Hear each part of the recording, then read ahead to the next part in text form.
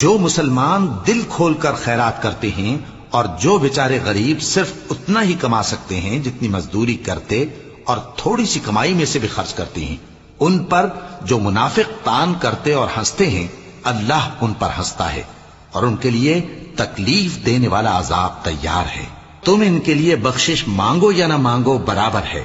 اگر ان کے لیے 70 دفعہ بھی بخشش مانگو گے تو بھی اللہ ان کو نہیں بخشے گا، یہ اس لیے کہ انہوں نے اللہ اور اس کے رسول سے کفر کیا، اور اللہ نافرمان لوگوں کو ہدایت نہیں دیتا۔ جو لوگ غزوہ تبوک میں پیچھے رہ گئے وہ اللہ کے پیغمبر کی مرضی کے برخلاف بیٹھ رہنے سے خوش ہوئے اور اس بات کو ناپسند کیا کہ اللہ کی راہ میں اپنے مال اور جان سے جہاد کریں، اور دوسروں سے بھی کہنے لگے کہ گرمی میں مت نکلنا۔ ان سے کہہ دو کہ دوزخ کی آگ اس سے کہیں زیادہ گرم ہے، کاش یہ اس بات کو سمجھتے۔